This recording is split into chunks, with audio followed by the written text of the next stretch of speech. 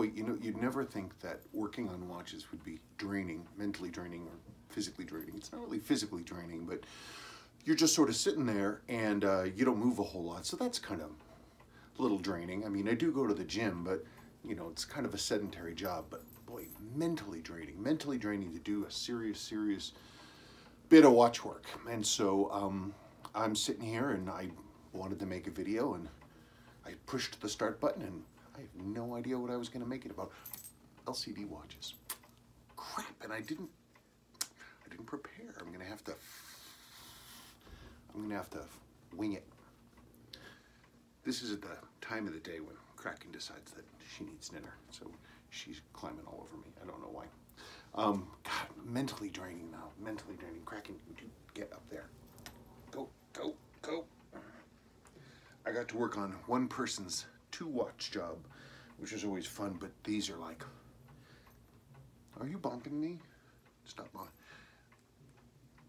6159 7010, and this is the early one with no M by the 600 meter. It's funny because this watch I actually saw on eBay numerous times in the sense that people were asking me about it when it came up. They were like, oh, should I get this watch? Should I get this watch? What do you think? And it's, you know, it came out beautifully. It had some scunge on the hands, but it cleaned up very nicely. They're such a beautiful watch. So cool. I know, Crickles. And then this is the gentleman's other watch. His 6159 7000. It's all original. Isn't that beautiful? This is one that I had earlier that had the smashed crystal in. It needed service. It needed service. Gosh, but what a beautiful watch. What a beautiful, beautiful watch. Oh, but I tell you, working on a 6159, they're super funky because they've got a much, everything is smaller, and they're more teeth because it's a high beat movement, and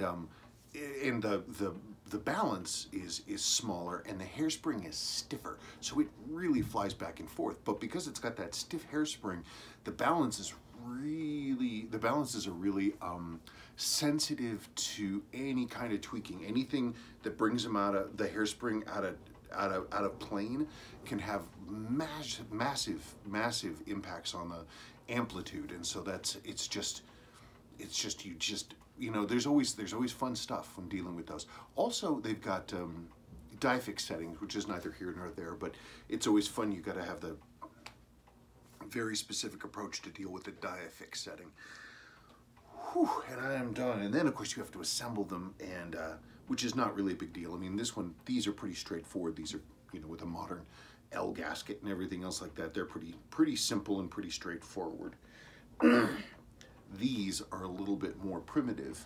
Instead of having a screw down crystal ring, it's got tabs and it slots in sideways like so, and you just have to make sure that it drops in. And then of course the bezel, instead of having like this, which is like a standard diver, which is it snaps in place and it has a rotating ring gasket, this is the old style wire retaining ring, and they're just funky, and it's all this stuff, but I was able to get it to do clicking. And that's a serious challenge. And this one clicks really nicely. What a lovely watch. A lovely, lovely watch. Whew. March 1968. I was getting ready to be born. Well, you know, on the other side of things is you have to deal with, I have a lot more people these days writing me about LCDs, and it's sad. You know, you have these glorious, glorious watches, these 6159s. When the LCDs came out, like this baby, they were really expensive. These are expensive now. These were expensive then. This particular model was, who was the guy who did the voice of Chef on South Park?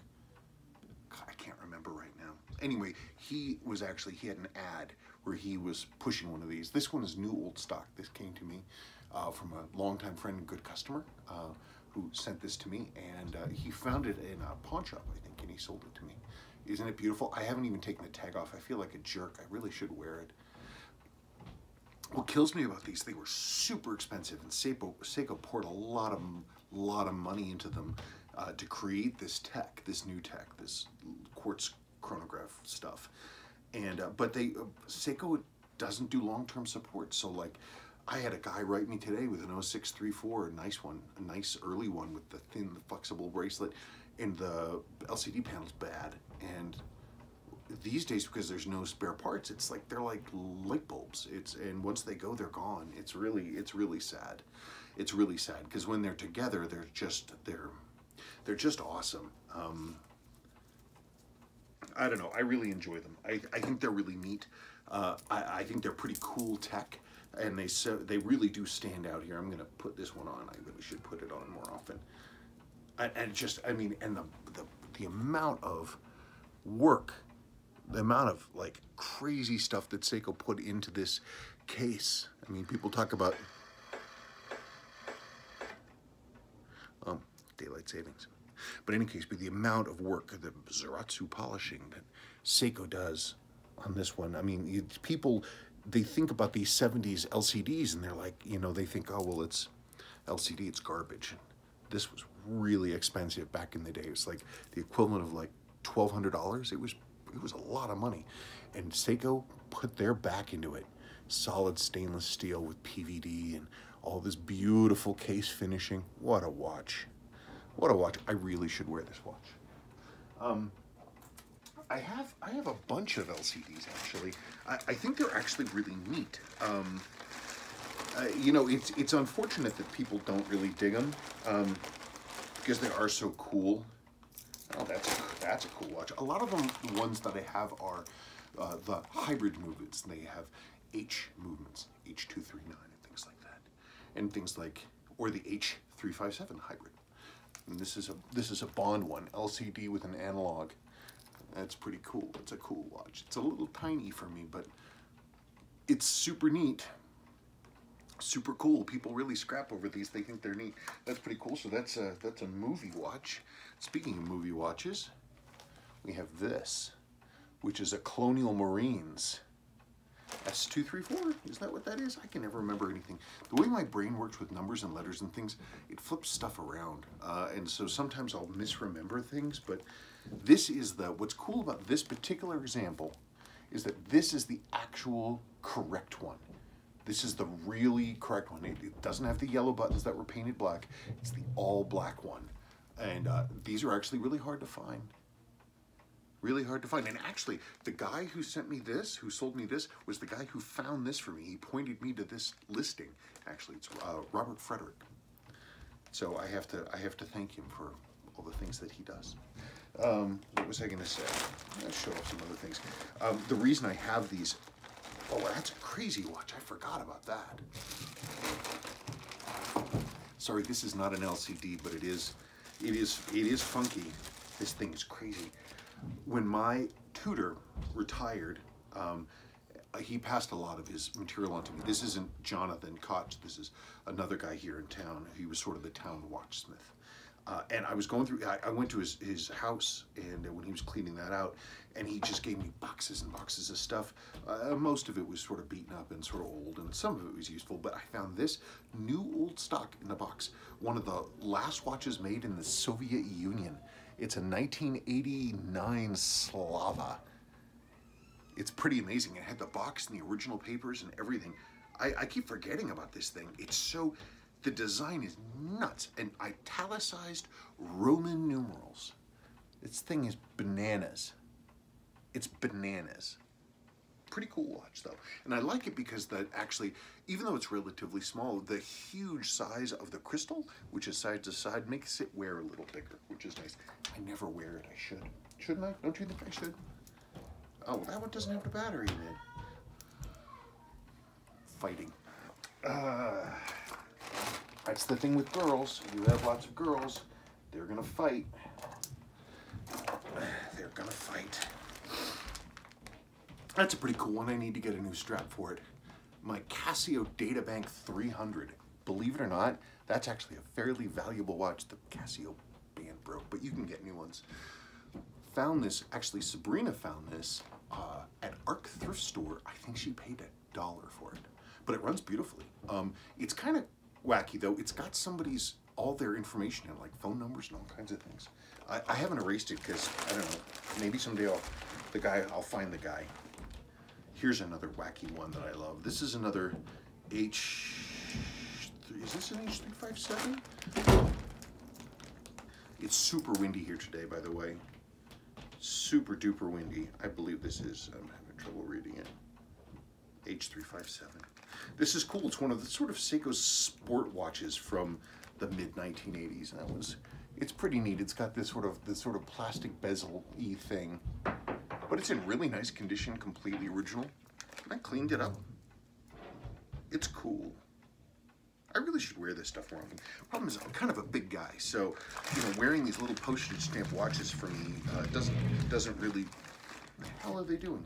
Doesn't really work for me. I got this out of.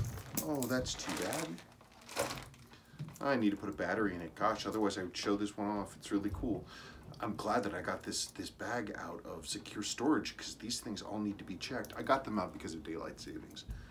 This one ran out of power. That's too bad. I love this watch. I should stop being silly. I mean, I'll show this one off. It's got the same sort of casework as this baby. It's got these like bright, high polished things on it. What a piece. I should be telling everybody what all these models are. I'll make a list up and submit it in case people are interested. Here's one of the last ones, and this one I actually do wear every now and then because it took so much work to get to the point of actually having one that completely functioned. It was really something. Seiko, and this is an H239. And these are wacky, and they've got that weird analog handset with this sort of laughing face setup. They're nuts, but almost every single one, for a while, whenever I would see one, I would want to try to pick it up. I would get it on eBay, and they were all damaged. Every single one that I picked up had either the speaker leads were ripped out, or it had a battery leak, or both. They're just very hard to find. There's a Silverwave version of this that I'd love to get my hands on. But I was looking at all this stuff and I'm like, why am I putting so much energy into getting one of these? It's not worth it. But it is pretty cool. Anyway, I don't know. That's just me musing. I guess it's nice to chat because it's the end of a long process of work to get these 6159s up and running. Not that they really need it more than anything out of the ordinary. This one, this 6159 definitely, it had gotten some moisture inside, and not a ton, but it always makes it challenged. This one just came back like a dream. Like a dream. I mean, it had been previously serviced not too long ago, but I didn't know that when I pulled it apart. I had thought that it hadn't been serviced, and so I cleaned it up and it's all beautiful now. Anyway, I don't know what the point of this video was, but I thought I'd make it and chat. I wanted to talk about LCDs. It would be great, by the way, if anybody has questions that I can answer, please put them in the comments down below, and I like doing that kind of stuff, answering questions and talking about this stuff. Anyway, that's it. So one last look at the 0634 there, and with that, I'll sign off. What a day. What a day. Thank you so much for watching. Wait, where'd Kraken go? Oh well, I'll find her.